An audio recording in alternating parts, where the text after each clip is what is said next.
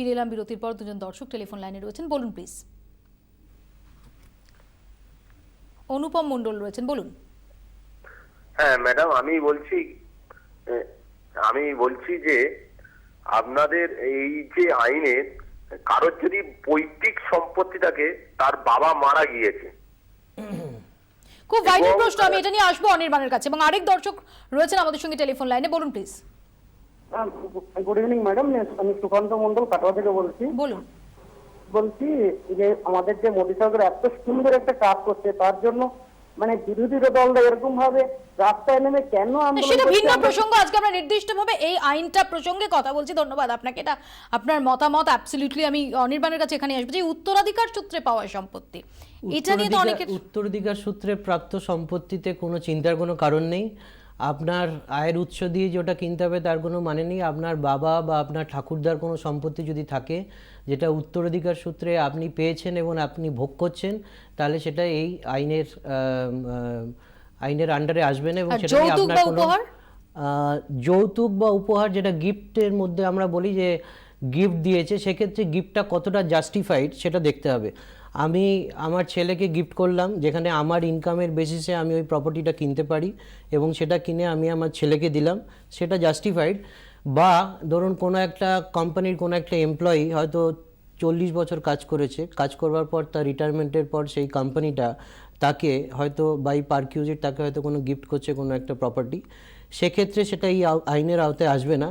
কিন্তু রামশ্যাম যদি যদু মধুকে হঠাৎ করে একটা প্রপার্টি গিফট করে দেয় এবং সেই প্রপার্টিটা ওই যদু মধু ইউজ করছে না, রামস্বামী ইউজ করছে, কিন্তু প্রপার্টিটার টাইটেলটা আছে যদু মধুর আন্ডারে, তাহলে কিন্তু এই সম্পত্তির আইনে আমি আরো একবার চলে যাই রুবি হাউজিং এর শ্রাবন্তী শাহর কাছে। শ্রাবন্তী,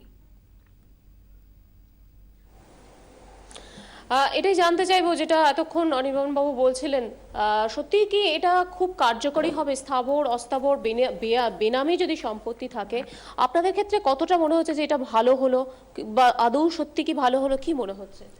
দেখুন, আমার বক্তব্যটা হচ্ছে যে বেনামি শব্দটা ইটসেলফ হচ্ছে একটা আইন সিদ্ধ জিনিস নয়। সুতরাং দেশে বেনামি কোনো সম্পত্তি থাকাই উচিত নয় আইডিয়াল সিচুয়েশনে। তো আমার নিজের ধারণা সরকারের এই সমস্ত পদক্ষেপ ভীষণভাবে সঠিক, এই করলেই আমরা শুধরাবো। তবে হ্যাঁ, এত বছরের পর বছর ধুলো জমে আছে, ঘর ঝাড় দিলে তো ঘরে ধুলো উঠবেই। আমার নিজের ধারণা স্টেট অ্যাডমিনিস্ট্রেশন, সেন্ট্রাল অ্যাডমিনিস্ট্রেশন দুজনে মিলে বসে ইমপ্লিমেন্টেশন ইস্যুগুলোকে দেখা উচিত, কিন্তু টার্গেটটাকে একদম পাক্কা ফিক্স করে রাখা উচিত। এইভাবেই আমরা এগোবো। আর একটু আপনার বক্তব্য শুনবো। উনি দরাজ হৃদয়ে একেবারে সাপোর্ট করলেন। না, সাপোর্ট করার মতোই জিনিস, এই জিনিসে ধুলো পড়েছিল, সেটাই অন্যায় হয়েছে। কিন্তু আজকে যখন এটা খোলা হয়েছে, তখন এর পেছনে একটা সুষ্ঠু মতবাদ নিয়ে চলা দরকার। এটা শুধু ছেড়ে দিলে হবে না, এটা ছড়িয়ে দিলে হবে না, এটাকে ধরে রাখতে হবে। শ্রাবন্তী, অনেক ধন্যবাদ। শ্রাবন্তী শাহ আমাদের সঙ্গে এতক্ষণ কথা বলে আমরা সাধারণ মানুষের মোটামুটি একটা মতামত বোঝার চেষ্টা করলাম। খুব সংক্ষেপে একদম 30 সেকেন্ড সময় অনির্বাণ, যে কি মনে হয় যে ফাইনালি আর কি রাশ টানা যাবে কালো সম্পত্তির ওপর, কালো টাকার ওপর? কালো টাকার উপর দিয়ে অভিযানটা শুরু হয়েছিল।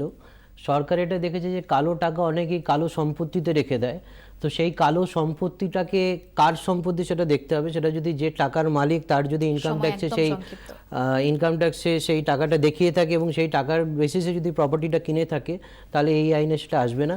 কিন্তু সাধারণ মানুষের আমার আপনার এটা নিয়ে এত চিন্তিত হওয়ার কথা নয়, কারণ আমার আপনার বেনামি সম্পত্তি নেই। আমাদের কষ্টার্জিত টাকা, সেই কষ্টার্জিত টাকাতে আমার আপনার সম্পত্তি আছে, সেই সম্পত্তিটা সুখে ভোগ করুন। আপনার আমার যাদের বেনামি সম্পত্তি নেই, কষ্টার্জিত যে অর্থ তাতে সম্পত্তি, তাদের চিন্তার কোনো কারণ নেই। কিন্তু চিন্তার কারণ রয়েছে তাদের যারা বিভিন্ন অসৎ উপায়ে নিজেদের কালো টাকা সাদা করার ফন্দি আঁটছেন। আপাতত এখানে শেষ করছি, সঙ্গে থাকুন 24 ঘন্টা।